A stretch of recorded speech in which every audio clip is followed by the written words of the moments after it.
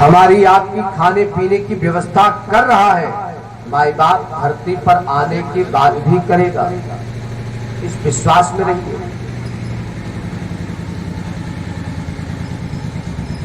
शुभ समय, शुभ घड़ी, शुभ मुहूर्त में महाराज परीक्षित जी का जन्म हुआ।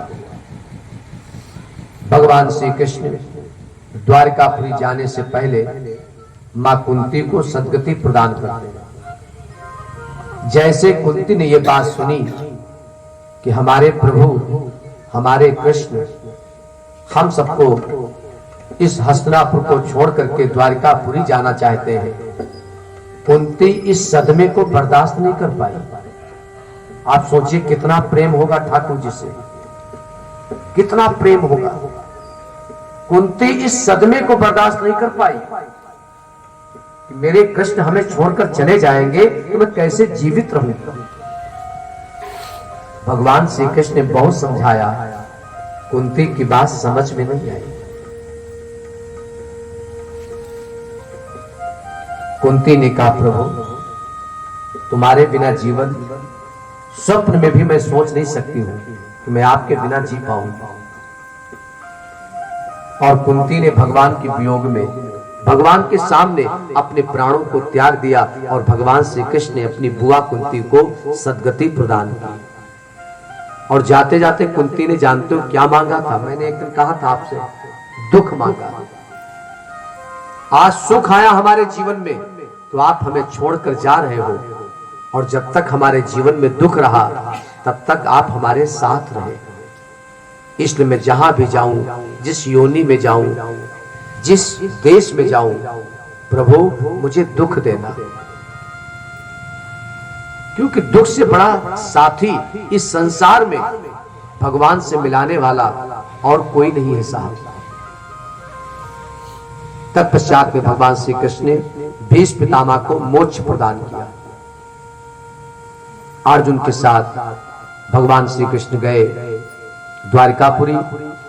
सूक्ष्म स्वधाम गमन की कथा आती है। अर्जुन उदास होकर के द्वारकापुरी से हस्तिनापुर वापस आते हैं। इधर महाराज युधिष्ठिर जी ने स्वप्न में ये सब देखा, स्वप्न में कि भगवान श्री कृष्ण हम सबको छोड़कर चले गए।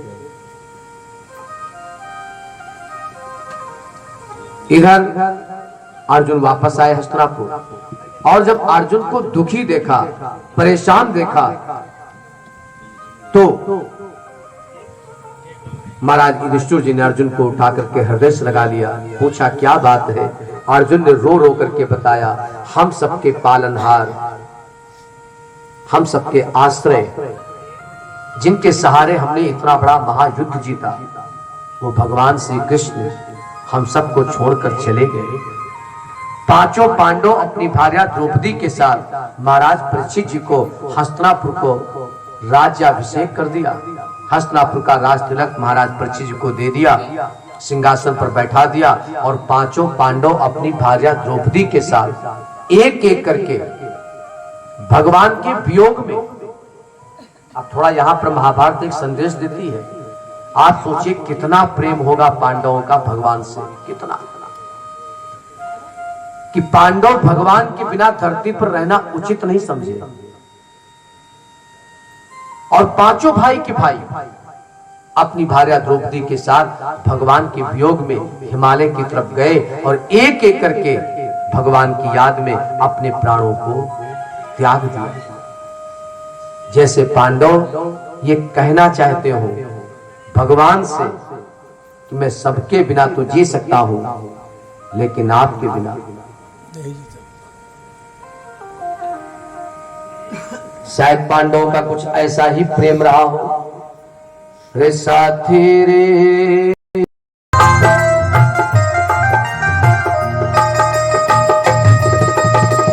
हर धड़कन में प्यास है तेरी, सांसों में तेरी खुशबू है।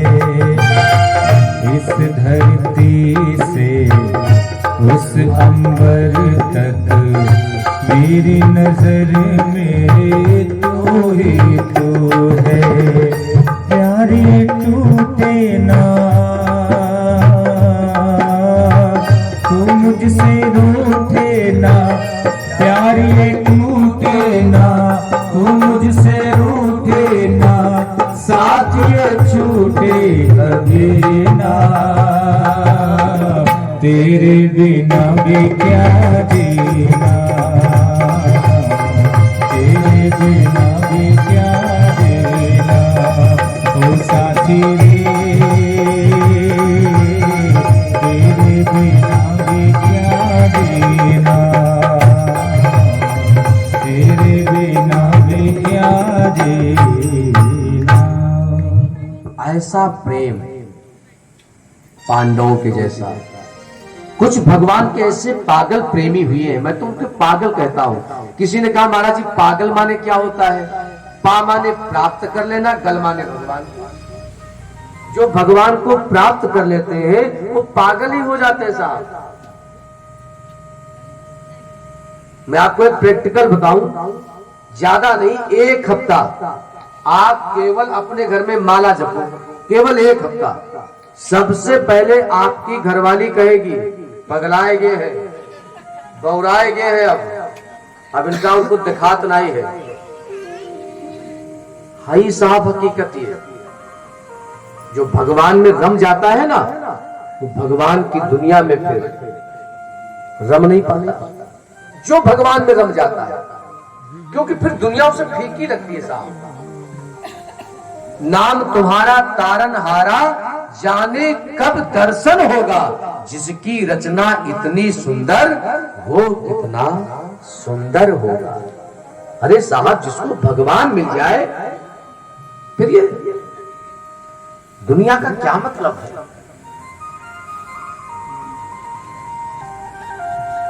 सबरी को देखिए कितनी पागल। भगवान राम का दर्शन किया और फिर प्राणों को रखा नहीं, त्याग दिया भगवान के सामने। जटायु को देखिए, भगवान ने कहा प्राणों को रखो, जटायु ने कहा नहीं। इतिहास के पन्ने गवाह हैं। प्यारे भक्तों, महाराज परीक्षित जी 56 वर्ष की आयु लेकर के धरती पर आए। 56 वर्ष की, 56 वर्ष की आयु में क्या क्या महाराज जी ने किया, थोड़ा ध्यान दीजिएगा।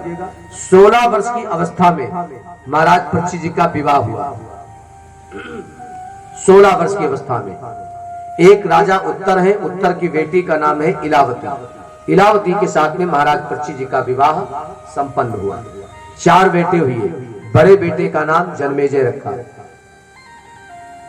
40 वर्ष तक महाराज परीक्षित जी ने राज्य शासन किया है। 40 वर्ष तक एक छत्र साम्राज्य पूरे विश्व के ऊपर, चक्रवर्ती सम्राट थे महाराज परीक्षित जी।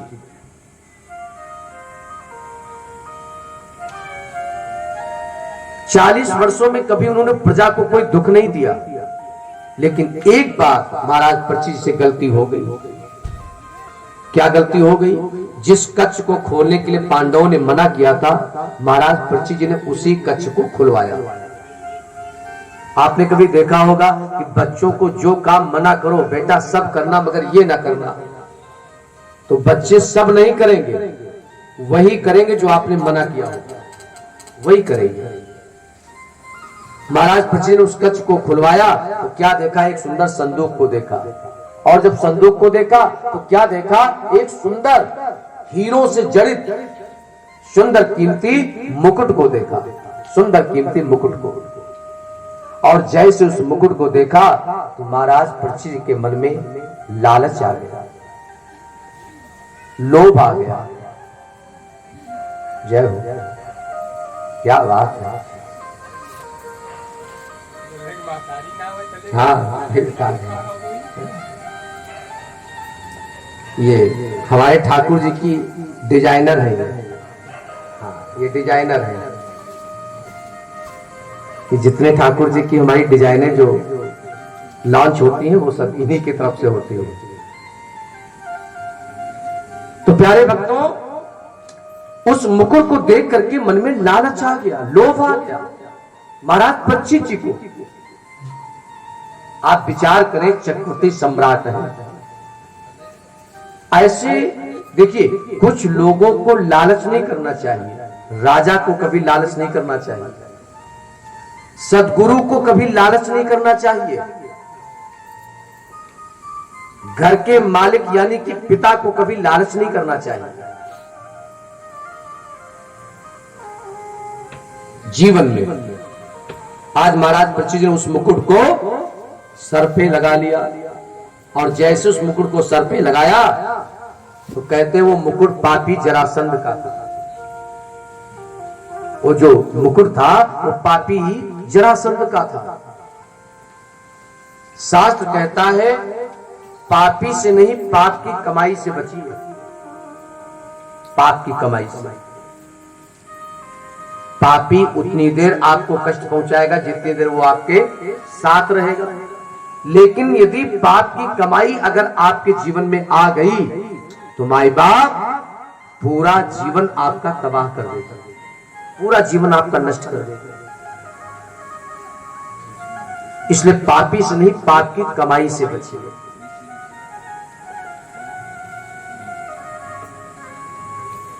महाराज परीक्षित जी के मन में शिकार खेलने की बात आई और शिकार खेलने घोड़े पर सवार होकर के चल दिए। नाना प्रकार के पशुओं का शिकार किया। राजा महाराजाओं का शिकार खेलना ये कोई धर्म नहीं है, कोई संविधान नहीं है, कोई कर्तव्य नहीं है, शौक है। ऐसा शौक किस काम का कि किसी की आप प्राण ले लो? ऐसा शौक किस काम का? आप जीव हत्या करो। कभी जिस प्राणी को हम मारते हैं ना, मरते वक्त कभी उस प्राणी की आंखों में देखना, आंखों में, और कहीं मत देखना, आंखों में। उसकी आंखें प्रार्थना करती हैं मुझे मत मारो, आपके जैसा मेरा भी परिवार है, आपके जैसे मेरे भी बच्चे हैं, आपके जैसे मेरा भी जीवन है, और आपके जैसा मुझे भी अपने जीवन से प्यार है, मुझे मत मारो। उसकी आंखों में देखो, आंखों में। कभी भी किसी की भी जीव हत्या हो तो आप उस समय उसके आंखों में देखना। ऐसा नहीं है साहब, दर्द सभी में है, इसमें भी दर्द है साहब। संसार में जिसमें दर्द ना हो तो धरती पर मां से स्वीकार ही नहीं कर सकती, कि धरती मां से स्वीकार ही नहीं कर सकती जिसमें दर्द ना हो।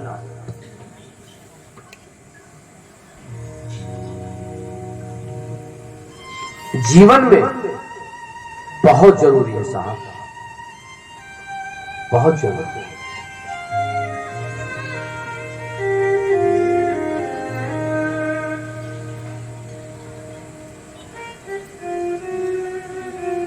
आजकल व्यक्ति कोई दर्द सहन नहीं करना चाहता।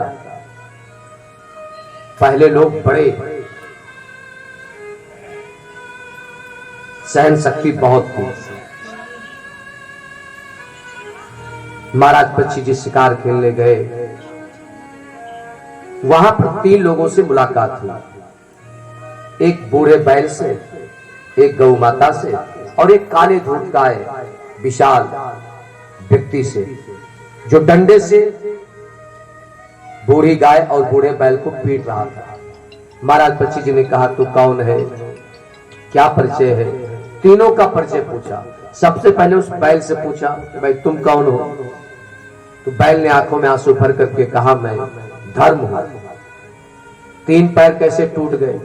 बैल के तो 4 पैर होते हैं, लेकिन वो जो बैल था उसके केवल 1 पैर था, 3 पैर उसके ऑलरेडी टूटे हुए थे।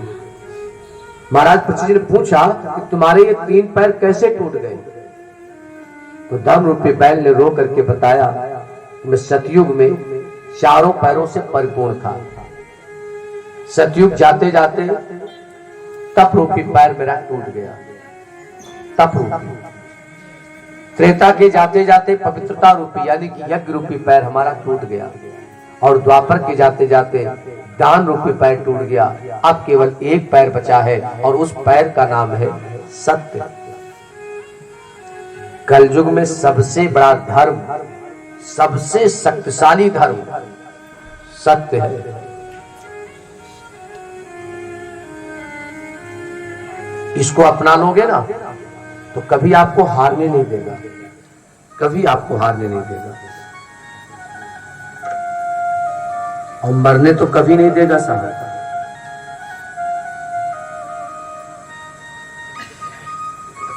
लेकिन थोड़ा सत्य को अपनाने में थोड़ा सा दिक्कतें तो है, कष्ट तो है, क्योंकि सत्य कांटों के जैसा, अग्नि की जैसा। हमारे शास्त्रों में सत्य को कांटों की संज्ञा दी गई। कांटों के जैसा होता है, अग्नि की जैसा होता है। अग्नि में पैर रखो, कितनी देर बर्दाश्त करोगे? उसी प्रकार से सत्य के मार्ग पर बहुत कठिन है साहब। गौ माता से पूछा, मां तू कौन है? मैं पृथ्वी हूं। तलवार निकाली उसे मारने के लिए, और जैसे तलवार उठाई वो काला धूर्त का व्यक्ति महाराज पृथ्वी के चरणों में, पाहि नाथ कहि पाहि गोसाई, पाहि नाथ कहि पाहि गोसाई, भूतल पर उलट की राय, भूतल पर उलट की राय।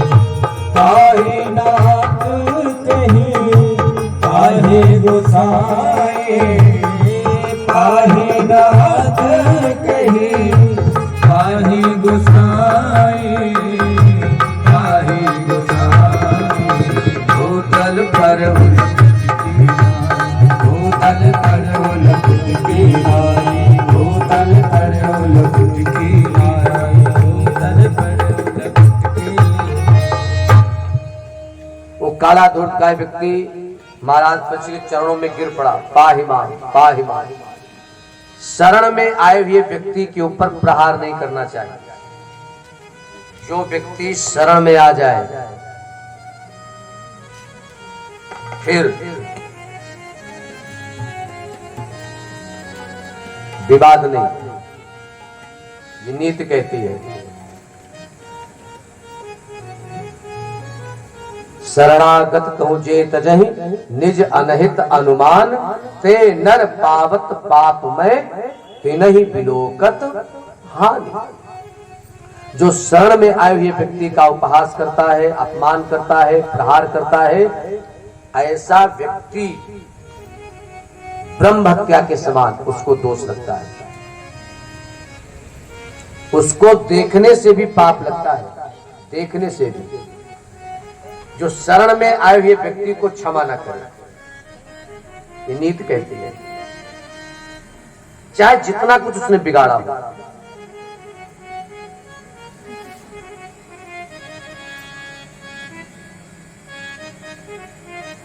हमारे कुछ वसूल भैया बड़े ऊट पटांग हैं। अपने जीवन से किसी को, हम सभी से यही बात कहते हैं,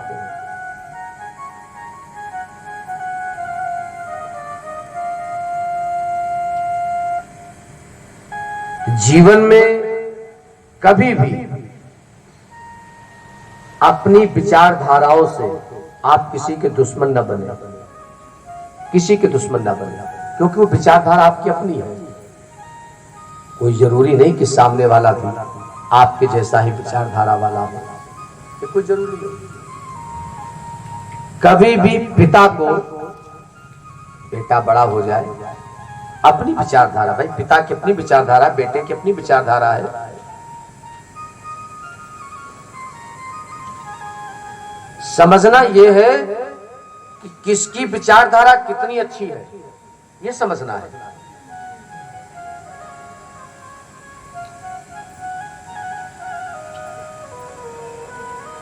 किसी युग में रोटी, कपड़ा और मकान,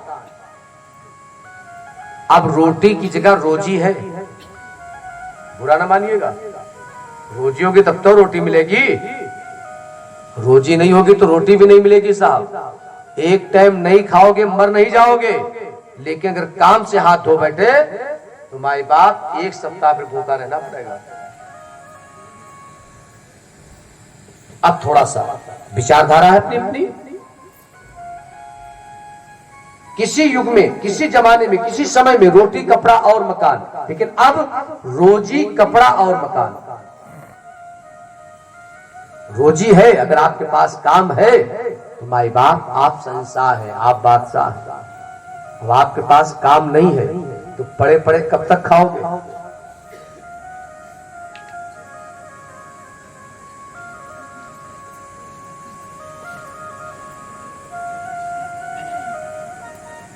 प्यारे भक्तों, महाराज परीक्षित जी ने कहा तू कौन है, अपना परिचय दे। तो उस काले धूर्तकाय व्यक्ति ने परिचय दिया कि मेरा नाम कलयुग है, अब मेरा ही युग है, सता क्यों रहे हो हमारी गौ माता और धर्मरूपी पिता को? तो कलयुग ने कहा ये सब हमारी ड्यूटी है, मैं इस समय ऑन ड्यूटी हूँ, इसमें मेरा युग है, इस समय कलयुग ऑन ड्यूटी है। सतयुग त्रेता द्वापर छुट्टी पे है, इस समय चले कहीं नहीं गए। इस धोखे में न रहना कि सतयुग चला गया है, छुट्टी पे है और कलयुग इस समय ऑन ड्यूटी है। अगर आप जीना चाहो तो सतयुग में भी आप जी सकते हो, आप सतयुग के पास जा सकते हो, आप जाना चाहो त्रेता के पास भी जा सकते हो, आप जाना चाहो द्वापर में भी जी सकते हो।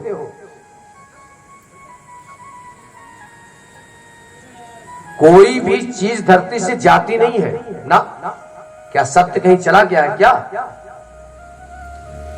बस ये कि कम हो गया है। ईमानदारी कहीं चली गई है क्या? नहीं, कम हो गई है।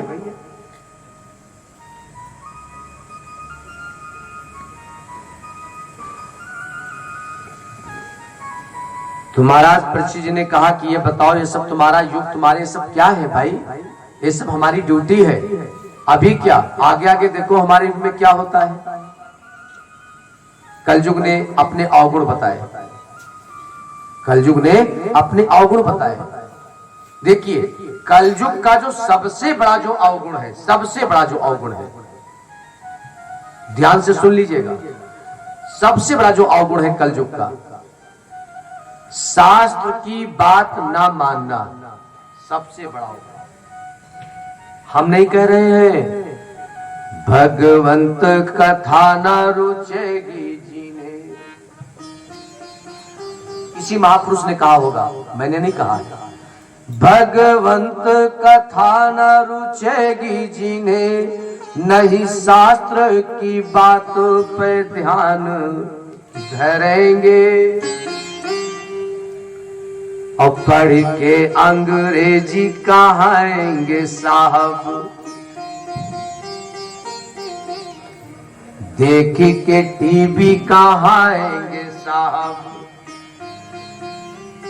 होटल में मदपान करेंगे, करी खंडन तीर्थ मंदिर का, नहीं पूरे कथा अरुदान करेंगे, कभी चंचल तीय पराई चाहे, घर की घरनी का न मान करेंगे, अब लातन देखी जवान सभी, निज मातो पिता को नहीं चाहेंगे, और सब झूठ है पूजा विधान और मंत्र, परस्पर सब बात यही कहेंगे। आने वाले मेरे कलिकाल में, मेरे समय में लोग क्या कहेंगे? ये सब झूठ है पंडित जी, सब झूठ बोल रहे हो।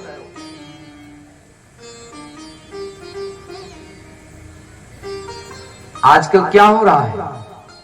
यही तो हो रहा है, शास्त्र की बात ना मानना, वेद पुराण उपनिषद श्रुति सद्गुरु माता पिता श्रेष्ठ, इनकी बातों को ना मानना, जीते जी अपने पैरों पर कुल्हाड़ी मारना।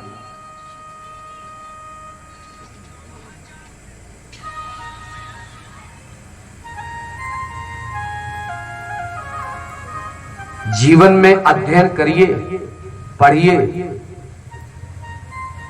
हमारे एक श्रीवास्तव जी हैं, इसमें रांची में है, इंदिरा नगर में यहाँ रहते थे, इसमें रांची में है, कथा देख रहे होंगे पक्का कंफर्म, रांची में है। उन्होंने कहा महाराज जी एक बार हमारी पूरी भागवत हो चुकी है, मैं पढ़ चुका हूं, दोबारा हमने फिर प्रारंभ किया। हमने कहा क्यों दोबारा क्यों? मैं पूछा दोबारा क्यों? उन्होंने कहा महाराज जी मुझे इतनी अच्छी लगी, इतनी अच्छी लगी कि मेरा जी नहीं भरा। तो मैं दोबारा फिर मैं पढ़ रहा हूं और मुझे बहुत कुछ सीखने को मिला, बहुत कुछ सीखने को मिला। अगर मैंने भागवत ना पढ़ी होती तो शायद मैं इतना बड़ा पत्नी का वियोग में बर्दाश्त नहीं कर पाता। मुझे भागवत ने बहुत ताकत दी, मुझे जीने की कला सिखाई, बहुत कुछ है साहब।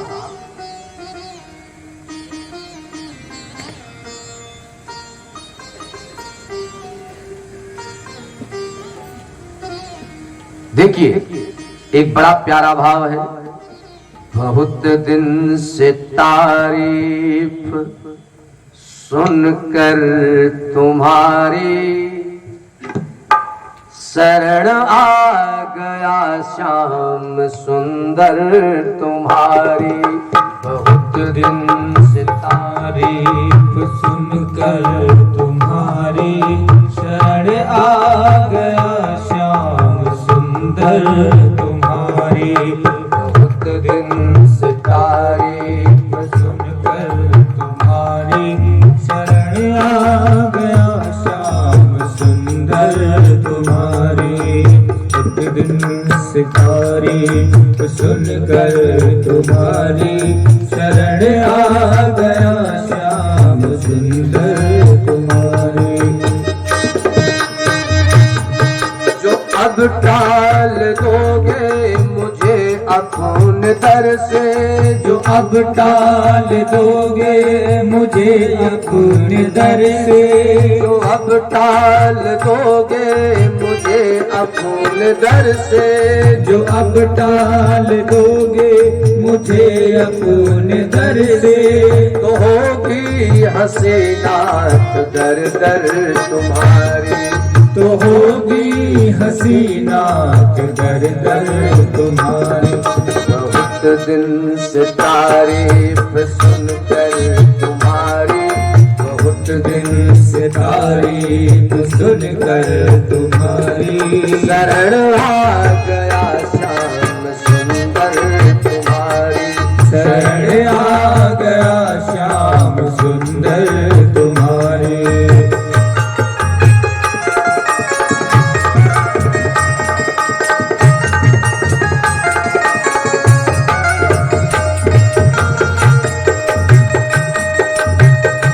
हरि बोल श्री राधे।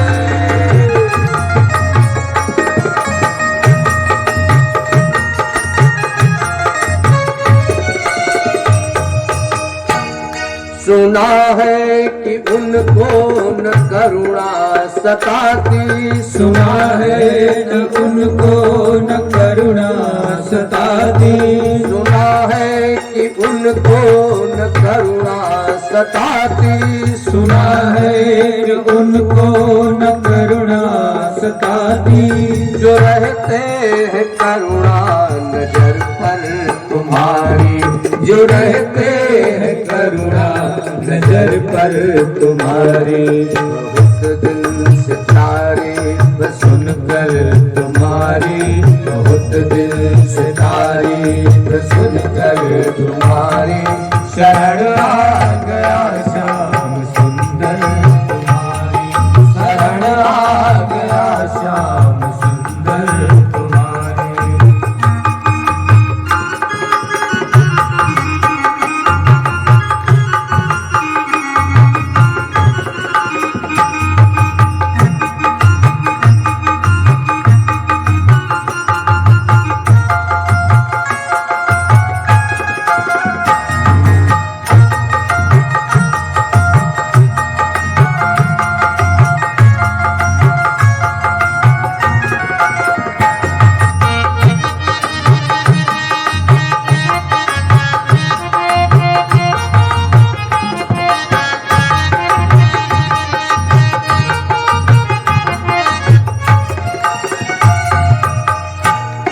यही प्रार्थना है, यही याचना है, यही प्रार्थना है, यही याचना है, यही प्रार्थना है, यही याचना है, यही प्रार्थना है, यही याचना है। जुदा हो न नजरों से पल भर तुम्हारी, जुदा हो न नजरों से पल भर तुम्हारी। बहुत दिन से तारीफ सुनकर तुम्हारी, बहुत दिन से तारीफ सुनकर तुम्हारी। शरण आ गया श्याम सुंदर तुम्हारी, शरण आ गया श्याम सुंदर तुम्हारी।